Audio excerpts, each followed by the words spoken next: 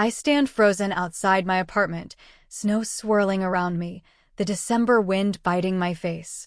My hands clutch a cardboard box that's turning soggy, flakes melting into the brown paper. I keep staring at the red stamp on the front. Recipient refused. Return to sender. My fingers shake as I run them along the edge of the unopened gift wrap inside. 2 weeks I spent making those Christmas lights, my first real project after landing a job as a designer. Night after night, carefully piecing them together, each one holding a little chunk of my heart, all headed home to Boulder. Even love gets returned to sender when it's not wanted, I mumble, my words gone before they hit the air. The box feels heavier now than when I sent it. I press it to my chest, and my mind drags me back, memories, showing up whether I want them or not. Growing up in Boulder, our family roles were always set in stone. Ilara was sweet, the delicate one everyone had to shield. Me? I was the tough one, never needing anything. Dad, the retired engineer, and Mom, who quit teaching to raise us, kept those lines clear. I remember my 12th birthday. Mom rushed to the flour mill for cupcakes an hour before the party, while Dad taped up a single streamer. A few months earlier, Ilara's birthday had been a full-blown production, fancy invitations, a custom cake, a backyard fairyland. When the neighbor noticed, Mom just shrugged. Ren doesn't mind keeping things simple. She's always been so independent. Christmas was the same story. Ilara's presents overflowed under the tree. Mine sat in a neat, boring stack, art supplies for her, sensible clothes, and school stuff for me. I shift the box, feeling the cold seep through my jacket. The truth I've been dodging for years bubbles up. I've been chasing validation, acting like I don't need it. You're fine on your own, Ren, Dad would say whenever I did something solo. Not a single I'm proud of you, just a reminder that, apparently, I never needed anything. I swallow, my throat tight. Years of being told I was fine made me look self-sufficient, but inside? I'm still the girl begging for some recognition. I see my own pattern now, giving too much, hoping someone will finally give back. Sending handmade gifts year after year, getting little more than a nod in return. Carrying the weight of being fine when I wasn't. I look at those lights again.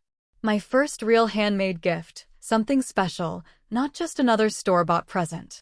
I'd tucked in a note, made with my hands, sent with my heart. They didn't even open it. The hurt hits hard, but underneath, something else flickers, anger, sharp and new. I walk upstairs to my small apartment. Instead of dumping the box in the trash, I set it on a shelf. It feels like a tiny act of rebellion, but it matters.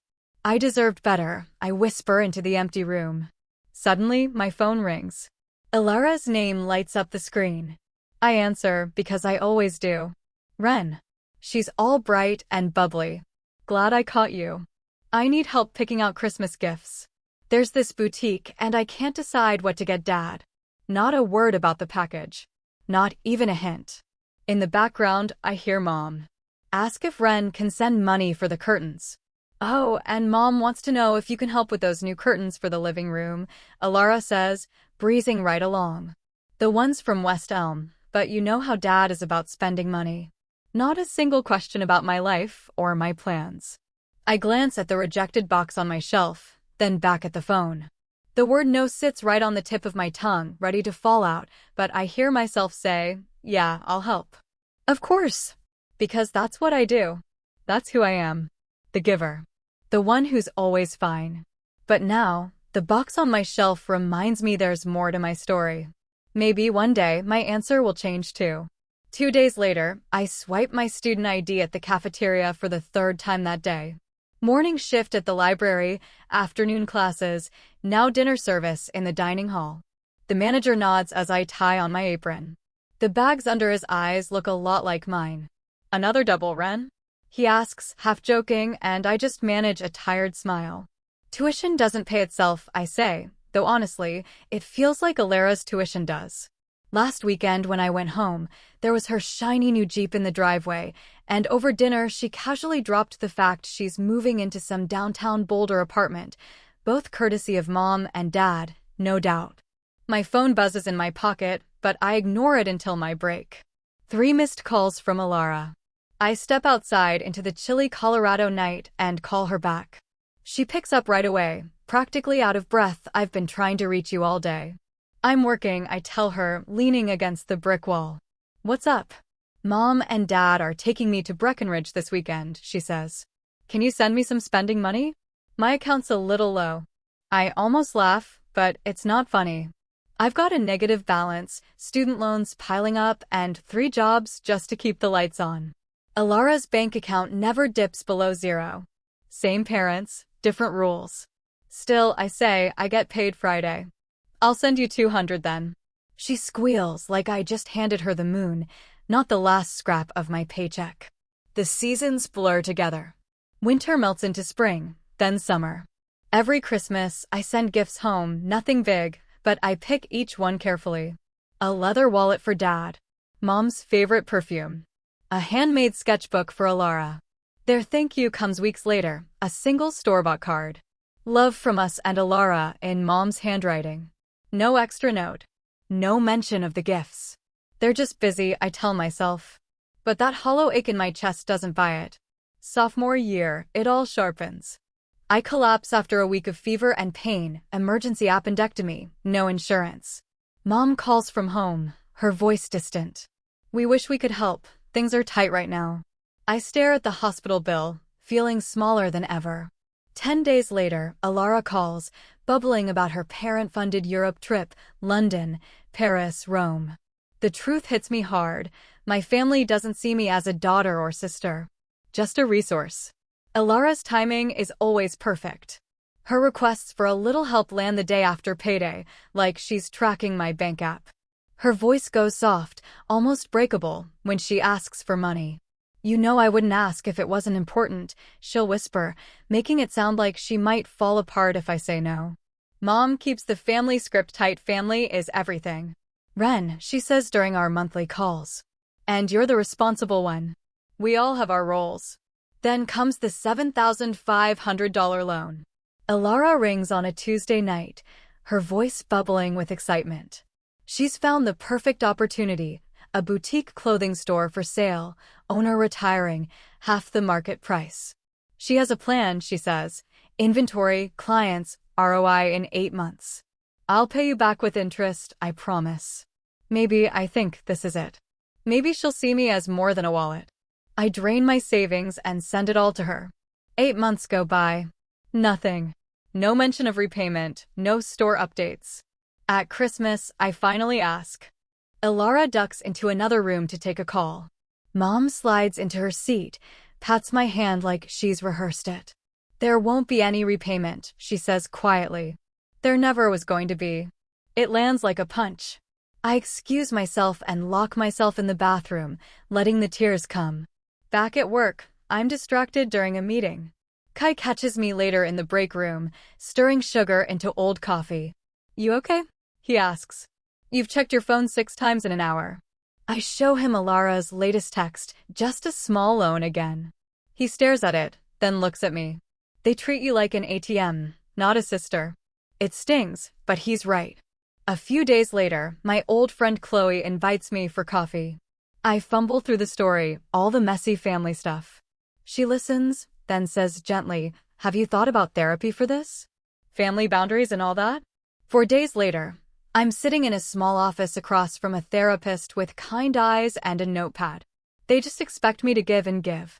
I'll admit it, it hurts to say that out loud, but it's true. And I always do. The therapist just nods, eyes steady on me, like she's waiting for something. Then she puts her pen down and says, what if you said no next time? The question sits there between us, heavier than it should be. A couple weeks go by. Alara calls about the store.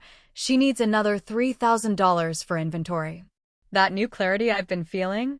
It's a strange mix, strong and shaky at the same time. I tell her I can't. The words feel weird, like they don't belong to me. I don't have it to give. There's this long pause, and then Alara's voice comes back, sharper than I expected. You've always been so selfish with your money. Within hours, Mom's guilt train rolls in. Then the aunts. Then the uncles. Each call is just a remix of the same complaint. Why are you abandoning your sister? I hold my ground, even though it's exhausting, and I just keep saying, I've already invested in the business. I can't give more right now. Eventually, the calls stop. Family gatherings turn awkward. There's a chill in the air whenever I walk into a room. Suddenly I'm the villain, all because I finally tried to look out for myself. It's a small win, but it comes with a cost. The ache of being left out lingers, even when I'm smiling for clients at work. But something changes. Quiet, but real, a little voice reminding me I deserve better. It doesn't make everything hurt less, but it does crack open the idea that maybe there's another way to live. I catch myself in the bathroom mirror at work and actually really look, at the woman staring back. Someone who's just starting to realize her own worth. The road ahead looks rough, honestly, but for once, I think I can make it. Then, 3 days later, Instagram hits a nerve. Ilara posts another melodramatic photo, gazing out a cafe window, with a caption about how some people care more about their careers than family. 3 friends have already chimed in with hearts and hugs. I put my phone face down on the counter. This is the 6th post like this in a month, each one painting me as ice cold and obsessed with work while she plays the wounded sister. My phone rings. Mom again. It's Tuesday, 7:15 p.m., right on schedule. Hi Mom, I say, already bracing myself. She doesn't waste time. Ren. Her voice is heavy with disappointment. Ilara showed me what you said about not helping with her business. I rub my temple. I didn't say I couldn't help. I said I wouldn't loan her more money when she hasn't paid back the first one. Family doesn't keep ledgers, she snaps. Your sister has a kid to feed. What do you have? A fancy apartment? Designer clothes? She keeps going for 25 minutes. I know because I watch the timer tick up while I make the right noises at the right moments. Eventually she stops. I hear Dad in the background. Is that Ren? Let me talk to her. The phone rustles. Dad's voice is rough, unfamiliar. He calls so rarely it makes me sit up straighter. Your mother's disappointed in you. We all are. The words still hurt, even though I've heard them before. I say, I understand. Same thing I've always said. When the call ends, I just sit there, staring at nothing. My inbox waits with an email I've been avoiding. The subject line says, Offer, Senior Designer Position, Vance and Gray, Los Angeles. I finally open it. Prestigious firm, creative freedom, a real salary bump, and a relocation stipend. Clients who actually get what I do. 2,000 miles from Boulder. I don't overthink it. I just type, I accept. Time passes. I miss family gatherings. When Thanksgiving comes, the table looks the same as always, cranberry sauce, turkey, the works, but everyone keeps their distance. I'm right there, but it's like I'm not. Aunt Simone passes the cranberry to Mom, not me. Ren's looking tired these days, she says, like I can't hear her. Must be working too hard. Always was career-focused, Mom replies, barely glancing at me. Not everyone prioritizes family. I meet Mom's eyes and take a bite of mashed potatoes. For hours to go. When I'm clearing dishes, Ilara corners me. I hate to ask, but the store needs a new display system, she whispers. Just a small loan. $3,500? I promise I'll pay you back by Christmas. I shake my head. I can't, Ilara. I'm sorry. Her face changes, tears, trembling lip, the whole script. But I need this. Her voice rises. How can you be so selfish? The room goes quiet. Everyone's watching. Some people, Ilara announces, care more about money than family. The silence after Dad's words is so thick, it's almost loud. He clears his throat and tries again. Ren, maybe you should think this over. I don't say anything. I just stack the plates on the counter, careful not to clatter them, and head to the coat closet. Nobody follows me. Nobody even tries. For weeks later, I've signed a lease on a little apartment in Silver Lake, Los Angeles. The realtor hands me the keys, her lipstick a deep burgundy, her smile almost blinding. Congratulations, Ms. Ren. Welcome home. The place smells like fresh paint and hope. Sunlight pours through the windows and paints golden shapes on the floor. I walk around, breathing deeper than I have in months. No tightness. No weight. That night, instead of calling my family, I write an email. I tell them about the move, the new job, the decision to start over. The words come easy, steady, simple, true. I hit send before I can talk myself out of it. Then I turn off my phone. The next few weeks blur by, packing, organizing, figuring out what fits in this new life. I pick out furniture that feels like me, warm woods, textured fabrics, old things mixed with new. Every piece I buy is a quiet announcement, this is mine, not theirs. Nobody else gets a say. I'm knee-deep in bubble wrap, fussing over my collection of ceramic vases when the knocking starts. At first it barely registers, just a dull thud. Then it gets louder. When I open the door, Mom stands there, out of breath and flushed, angry, maybe, or just tired from the stairs. "You're moving to California?" She snaps, shoving past me. "Without even talking to your family?" I shut the door behind her, slow and steady. I tell her about the job offer, how good it is. She spits out the word opportunity like it's poison. "You're abandoning us. How can you be so selfish?" I've heard this speech before, too many times. But now the words just float between us. They don't hit. "I'm not abandoning anyone," I say, calm as I can be. "I'm building my life." Her phone rings. She answers right away. "Ilara?" "Yeah, I'm with her now." Ilara's voice crackles through the phone. "We needed you here, Ren. Dad's blood pressure is up again. The doctor says stress is a factor." I get it. They want me to feel guilty, like my choices are hurting Dad, like my independence is some kind of betrayal. I watch Mom's face flicker between worry and something a little smug, like she's glad to have more ammo. "I need to build my own life," I say again, steady this time, after she hangs up. Her eyes narrow. "If you leave, don't bother coming back." She wants me scared, wants me begging for forgiveness. But honestly, it's like she just switched on a light. "I've never really felt welcome anyway," I say. No bitterness, just the truth. She leaves without a word. I go back to packing. My hands don't even shake. Kai shows up at 6 the next morning, shivering but grinning, coffee and bagels in hand. He helps load the truck, breath fogging in the cold. "You're really doing this," he says, grabbing a box marked kitchen. "I am," I tell him. Chloe calls just as we finish up. "Check the glove compartment when you get in," she says.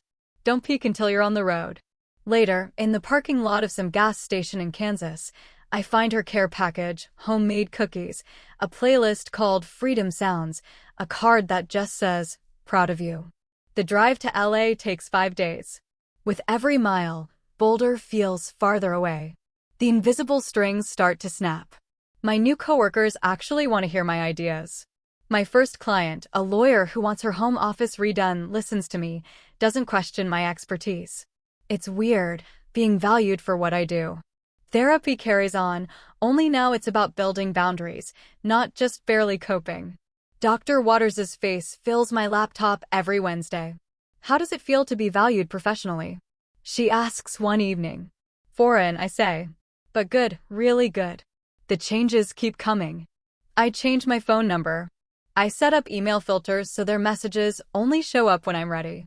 My Christmas card is just a photo of my new place and a simple note. No gifts, no desperate attempts to prove anything. I don't fly home. Instead, I host dinner for a few new friends. The laughter in my dining room is so different from last Thanksgiving's silence, it almost startles me. Later, when everyone's gone, I sit by the window and watch the lights of Los Angeles shimmer through the glass. My phone's just sitting there, quiet. No missed calls, no texts loaded with guilt. I tell myself, out loud, to nobody in particular, their opinion isn't my reality. On my desk, there's a portfolio of designs, the start of Studio Ren, my own style finally stepping out from the heavy shadow of family expectations. Next to it, a spreadsheet detailing every loan I ever gave to Ilara. It's all there, proof of boundaries crossed, lessons burned into memory. My bank balance is finally healthy. No more last-minute withdrawals for family emergencies or to keep Ilara's next big idea afloat. My calendar's full these days, but it's client meetings, not guilt-driven trips home. Something inside me has shifted, I can feel it. I know I have to be ready. Sooner or later, they'll try to pull me back into the old patterns. When that happens, I'll be prepared. Not with anger, not with resentment. Just clarity and a kind of steady strength I never had before. It's the night before Christmas, and here I am, cross-legged on the new sofa, sipping tea from a mug I picked up at a pottery market. Outside, palm trees sway under a sky that looks nothing like Colorado. Inside, everything I see is here because I chose it. Every object is a small declaration of freedom. For the first time, the silence in my apartment feels peaceful, not punishing. I run my hand over the cool concrete countertop in my Silver Lake place, loving how the morning light glides across it. For years in LA have changed everything, not just my surroundings, but me. I'm not the woman who used to mail homemade Christmas lights to a family that barely cared. Now, I run Studio Ren. The waitlist for clients stretches out for months. My phone buzzes, a new email from Architectural Digest. The profile they wrote last month, Ren, Warmth with Boundaries, is still bringing in new clients. That title makes me laugh a little. Personal style is personal history, I told the interviewer. What I didn't say is how every boundary I put into my work mirrors the ones I finally drew in my own life. I paid off the last of my debts 3 weeks ago. Student loans, credit cards, gone. My investments are growing, and for once I feel safe, not just financially but deep down. Dr. Waters always said that money was just the first step. The real work happens in therapy. It hasn't been a straight path, but I'm getting there. I sip my coffee and let myself feel proud. For years of peace, for years building something that's just mine. Then yesterday, the Christmas card arrived. Handmade paper, perfect calligraphy, unmistakably my mother's style. No demands, no guilt, just a holiday greeting and a family photo. Mom, Dad, Alara, all smiling in front of a tree. It lands right when the holiday quiet starts to feel a little too heavy. My mom's timing is always spot on. The card showed up 3 days after Alara's wedding invitation. Family should be together for milestone moments. The note inside reads, "It doesn't feel random." I traced the edge of the card with my finger. For years ago, this would have thrown me into a spiral, guilt, second-guessing everything.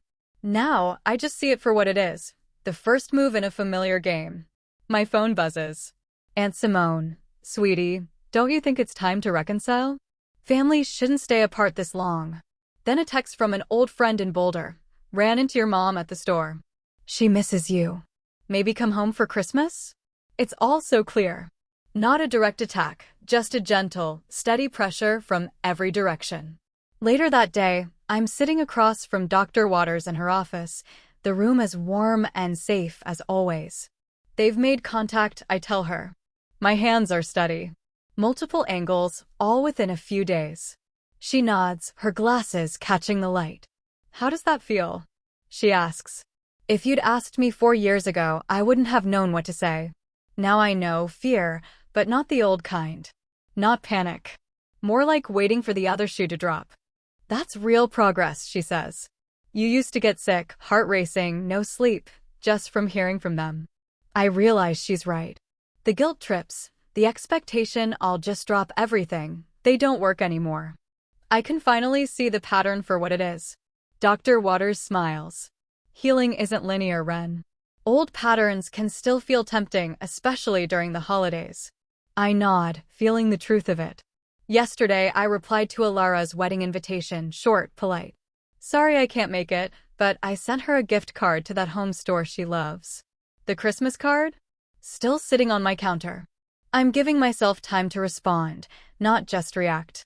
Dr. Waters leans in, waiting. You're not the villain here, Ren. You're the survivor. You built boundaries because you had to, not because you're cold or heartless. I let her words echo in that small, quiet place inside me that still doubts, sometimes. The drama kicks in right on cue.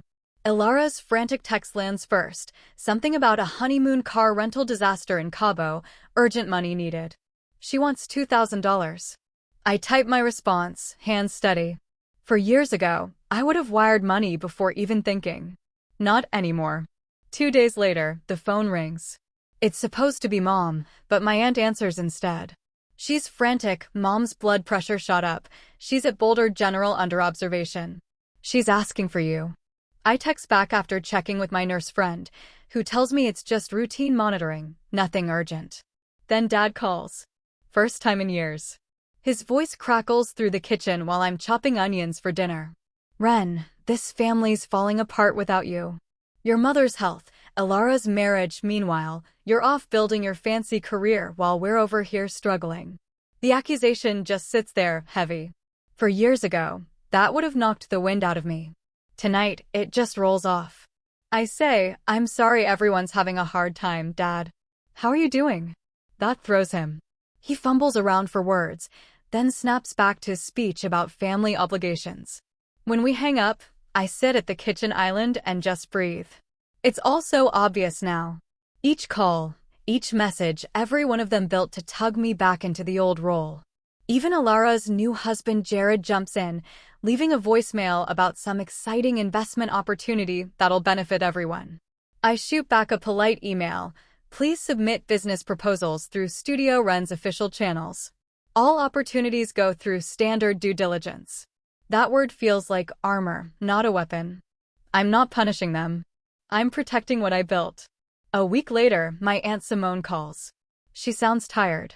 I don't understand you anymore, Ren. Your mom needed comfort and you sent a text.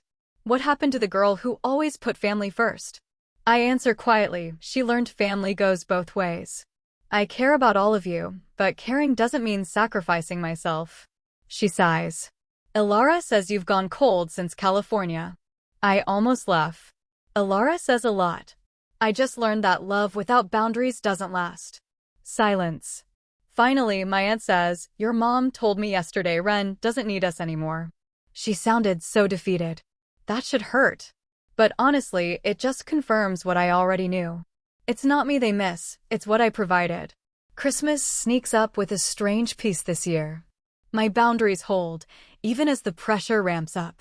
Elara's texts get more desperate, selfish, abandoned, the usual. Dad surprises me with a brief email about my latest design award. It's not exactly warm, but it's an acknowledgement.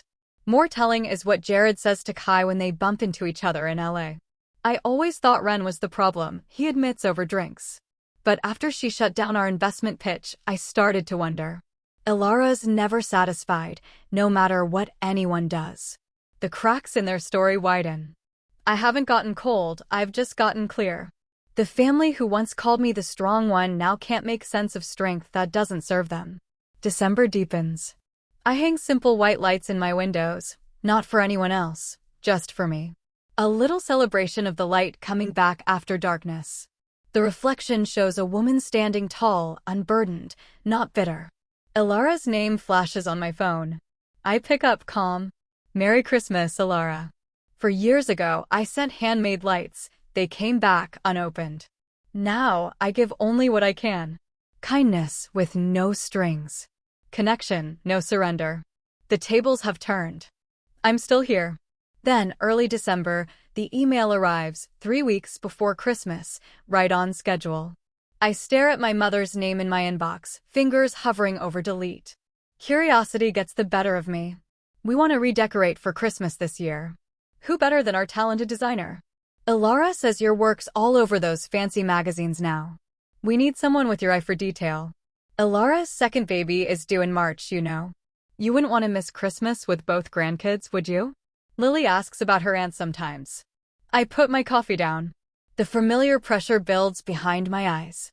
6 years I've kept my distance, putting up careful boundaries, and still, they think I'll drop everything for a shot at family.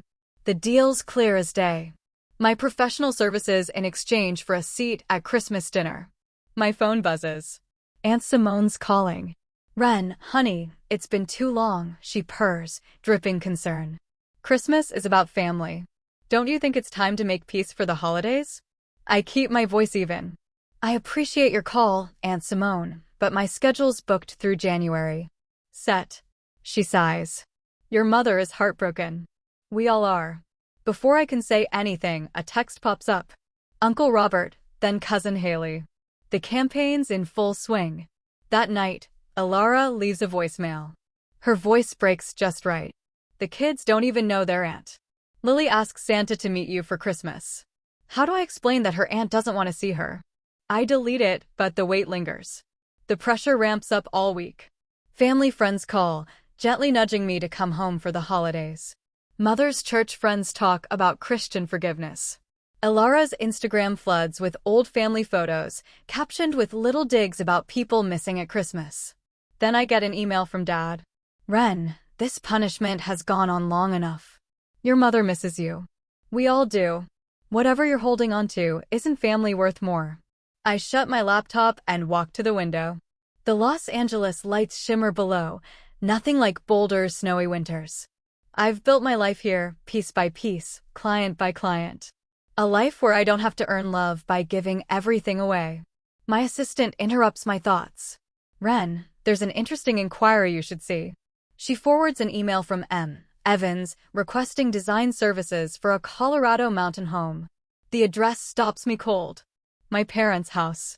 Send me the contract they signed, I say quietly. Minutes later, Elara Evans's signature pops up. I scan through the requirements. My mother's touch is everywhere, down to the family heirloom display for Elara's old keepsakes. 6 years of therapy taught me to see this for what it is. Not love. Not family. Just manipulation dressed up as connection. I'm drafting my reply when my phone rings, a Colorado number I don't recognize. I almost let it go to voicemail, but something tells me to pick up. Hello? A small, shaky voice answers. Aunt Ren? This is Lily. Mommy Elara's daughter. I freeze in front of my half-decorated Christmas tree, lights flickering against the glass. The kid's 6 now, I know that from Facebook and secondhand updates. Hello, Lily, I manage, trying to sound calm. Mommy says you don't like us. Is that true? Is that why you never come see us? The words hit like a punch. I close my eyes, torn between honesty and protecting a child from adult messes. No, sweetheart. That's not true. Then why don't you ever come home? I sink onto the couch, hunting for words a 6-year-old might understand. Sometimes grown-ups need time apart to figure things out. But it doesn't mean I don't care about you. I'm learning to draw houses, she blurts out. Mommy says you make beautiful houses for people. I do. I'd love to see your drawing sometime. Really? She sounds so hopeful, so unspoiled by all this drama. Really? And I'm going to send you something special for Christmas, okay? Just for you. We talk for a few more minutes, her favorite colors, her favorite animals. I hang up, feeling something real this time, not the fake warmth her mother probably hoped I'd deliver. I sit in silence for 7 minutes. Then I open my laptop. My reply to M. Evans is short and professional. I don't take projects from clients using fake names. Wishing your family a peaceful holiday. Then I start a new email. I attach screenshots, my mother's original request, the fake inquiry, Elara's signature. To the whole family. Here's what I need to say. I don't do design work for family. That's a line I won't cross. If we're ever going to fix things, it can't start with a lie. I just ask you to treat my boundaries like you would any other professionals. No drama, no accusations, just facts. For Lily, I pick out a small kaleidoscope from my collection. It's beautiful, turns regular old sunlight into something wild if you look at it the right way. I wrap it up, leave off a return address, tuck in a note. Someone out there always hopes you'll be loved as you deserve. The replies roll in fast. My mother's voicemail sounds frantic. Elara's text is furious. How could I embarrass them after everything? I let the messages pile up untouched. I don't even listen. That old power they had over me? Gone. This is what victory looks like for me, not revenge, just sticking to my values. I don't need a big fight. I just choose not to react. The boundary holds. If you want a relationship, respect comes first. I put my phone on silent, turn back to decorating my tree. Every ornament's a piece of the life I've built, the work, the friends, all of it. My worth isn't up for debate anymore, and it sure doesn't hinge on their approval. Out the window, LA is glowing, city lights shifting into new patterns, hinting at new chances. In 3 weeks, I'll have friends here, real ones, filling this place with food, laughter, and the kind of connection that doesn't drain you.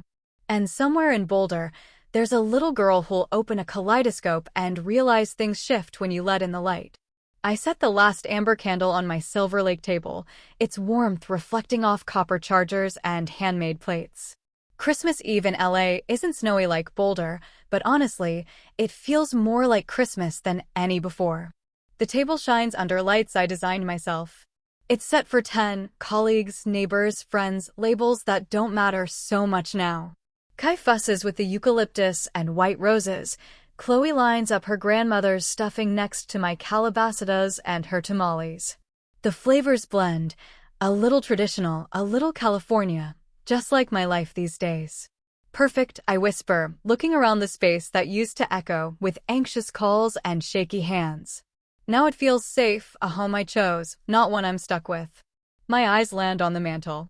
There's a little box there, holding Christmas lights that got sent back unopened for years ago. What used to hurt now just reminds me how far I've come. Same situation, holidays without family, but the outcome couldn't be more different. Once everyone's here, I raise my glass. To finding family in the places you least expect, I say, voice steady. I'm not begging for approval anymore. I'm just grateful. And to boundaries, Chloe adds, grinning. Beautiful, healthy, necessary boundaries. Everyone laughs, but we all get it. It's not a joke, really. These people know my story. They've seen what it took. Dinner is easy. Real conversation, actual interest, not just going through the motions. I notice how relaxed I feel.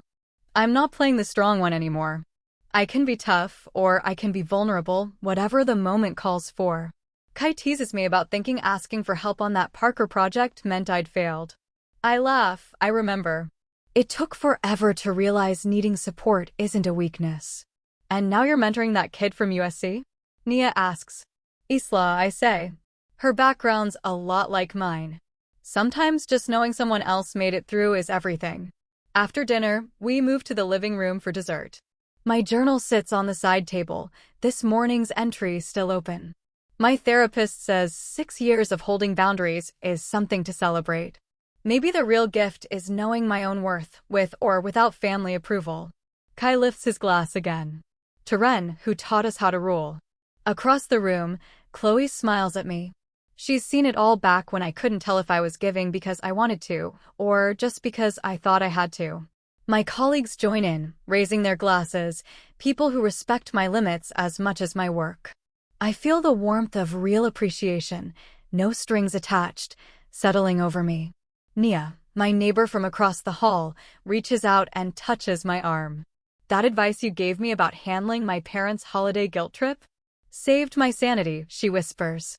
First Christmas I haven't spent in tears. I squeeze her hand. Family's earned. Not just something you're born into, I say. You're not cold for having boundaries. After dessert, I sneak away for a minute and come back with a small box. For you, I tell Nia, handing her a set of handmade string lights like the ones on my mantel. She looks at me, curious. Some lights aren't meant to be returned, I say quietly. They help guide us back to ourselves. Hours pass. Goodbyes, hugs, the usual promises to get together again soon. When everyone's gone, I stand for a while by the Christmas tree. Then the doorbell rings. It's a delivery, an envelope with my mother's handwriting. I open it slow.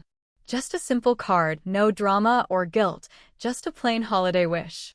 Before, something like this would have torn me up. But tonight, I set it on the mantel, calm, letting the connection exist without giving up my boundaries. I move to the window and look out at the Los Angeles lights, blinking in the distance. My phone buzzes, a text from Lily, Alara's daughter. Thank you for my special gift, Aunt Ren. It's a small beginning, a chance for a real relationship.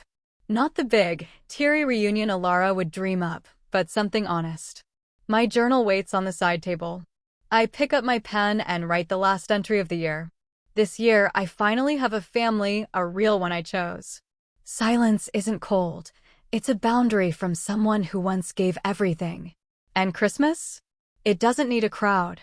Just the right people.